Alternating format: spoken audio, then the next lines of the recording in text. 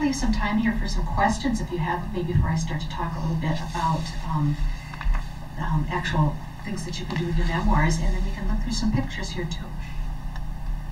I'd just like to tell you a little bit about this cover. This is a 1989 picture out of the St. Cloud Times when they had done a moonshining story. And this is a fellow named Silvanusa.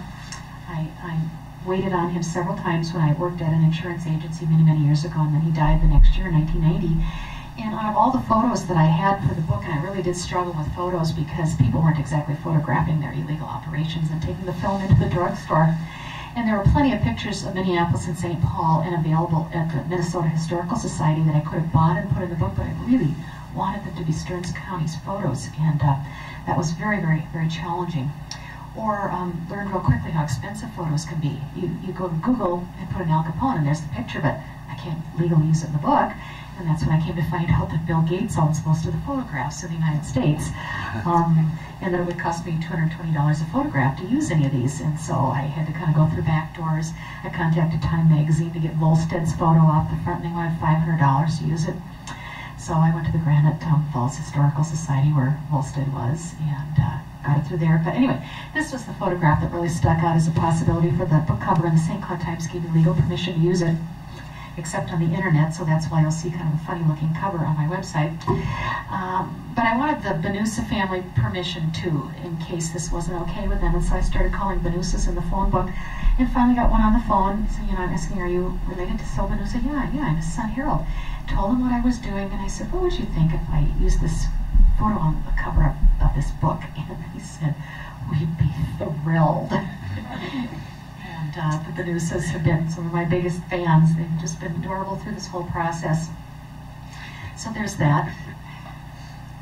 This is a picture of right here in town when the alcohol was being dumped right here at the brewery. And the two fellows in the center are two of the three owners, and Mr. Herman is the third owner, couldn't even stay and watch the process. The Fed is the tall, thin guy on the right, and I'm sure that it is real painful to watch your product being destroyed. This is a picture of a tribute beer that was made by Cold Spring Brewery in the 1970s, about the same time that they were making Billy beer. If you remember when Jimmy Carter was in office, that beer was out too. And I just think that's such a great logo. And I've fortunately been able to get a few bottles of that off eBay and add them to my little collection. This is the still that sits in the front of Anton's out in Waite Park, and this was a still that Chick Molitor had been using over in Melrose. And it was kind of cool. It had been over at a restaurant called the Hayloft in South Center, and then it moved over to Anton's, which had been Bricky's Woodland Lodge. And people at the Melrose Museum brought a fellow named Dillo Hinnenkamp in, a real old fellow, and brought him into Anton's, and he said, yep, that's mine. And he identified that he'd been the one who made it. This is a graphic of how moonshine is made, the mash going into the still, and then it going through a cold catch barrel, otherwise it'll vaporize. It's got to condense and go down through. I've got about 10 cartoons in the book. A fellow that I work with at St. Cloud State named Jim Bertram called up towards the end of this process and said, I think you need some artwork in the book. I said, well, what are you thinking? And he said, well, I think you need some cartoons. And I said, well, it wasn't really funny. There's a lot of incredibly tragic stories here. And he said, well, that's why we need some humor in it. Let's add some levity to it. And Jim cartooned for the St. Cloud Times for about 7 years, so I'm sure you'd recognize his work, and he now cartoons for the Wall Street Journal. But he did 10 originals, and this was one of the ones I requested from a story up in Holdingford of a trucker who had a false bed in the stock truck, and so the bottom of it was all full of moonshine, and he would go down to the stockyard every day to take this bull to the stockyard for slaughter, and the same bull came back every night. And so that's the deja vu. And the feds never went anywhere near him. This is a chart in the book that I thought was really indicative of the lack of enforcement in the county, because throughout the United States, the feds pretty much had to enforce this law by themselves, because the local city police, the county deputies, nobody was enforcing it. When you look in those registers down at the Stearns County Jail, it's U.S., U.S., U.S. next to all the arresting parties. It's a U.S. deputy marshal all the time doing it, not a county officer. And here you see, just in the year 1929 is a tally of what was going on in its neighboring states. The black are the feds, and the white is all of our state, county, city officers. And so you're seeing not a lot going on in North, South Dakota, a little bit more towards Iowa, a lot more in Wisconsin, and then Minnesota. About 2,300 arrests. And that little one over on the left side, 70 arrests in the entire state of Minnesota made by state officers that year. So it's a really telling graph on what was happening with local law enforcement. They turned their eyes the other way, and Ben Shaner, who was the sheriff the entire 13 years of Prohibition, if he wasn't calling people to warn them that the feds were coming, his wife Isabel did. Because he would get picked up at the Stearns County jail lots of times with complete surprise. They would just come pick him up. And the family lived up above in an apartment in the back, and so she would see him take off with the revenuers and would call the people that they're coming. Later on, after Prohibition, we found out years later that one of the major syndicate guys had a girlfriend in the Prohibition Bureau office in St. Paul all the time. And so we'll never find out for sure how much of that information was coming up here, but clearly that's where a ton of the warnings were coming from, was that they had a mole inside the whole time.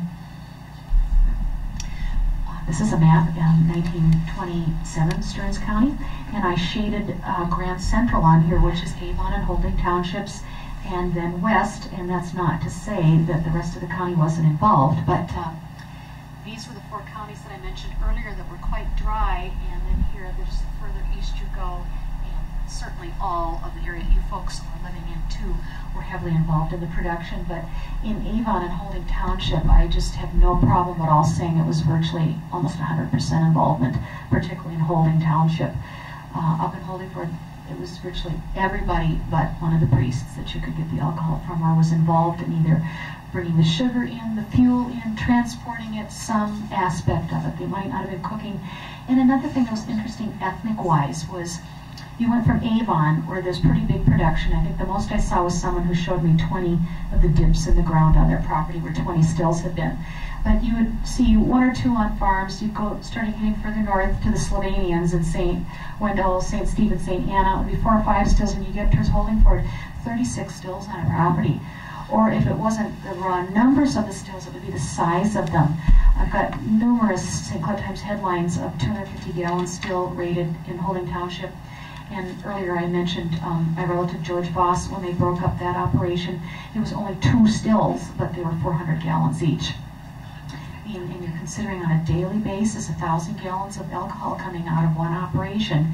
And then, as I mentioned in the book, and Tony had an article in the Cold Spring Record last week, that the largest still taken in the county was in Richmond at the Nick Hennis operation, and it was a 500-gallon still that they had to haul out with block and tackle. It was so big.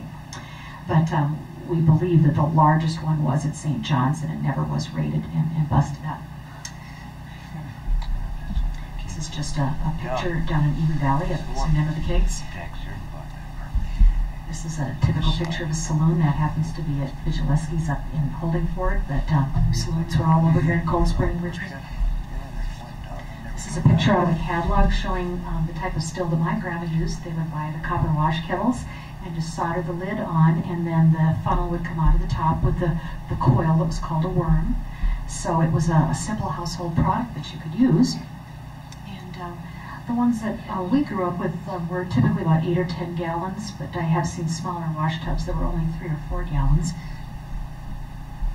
This is one of Jim's jokes. The body of a still is called a copper cow, and it got its name because farmers weren't getting money from their real cows, and so this is where they were getting it from the copper cows. And so Jim Bertram said, we can't have a book without talking cows in it. It's Stearns County. And he's milking that more than us.